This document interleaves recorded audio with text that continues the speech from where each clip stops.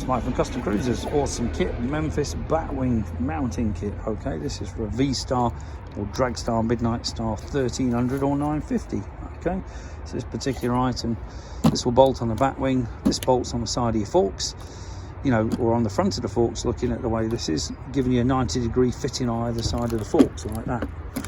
Then this is what we call a trigger lock. So this will hook into here. You flick this back, this opens up, and it clamps on there. So to whack the fairing on and off is a very simple system using what they call this trigger lock.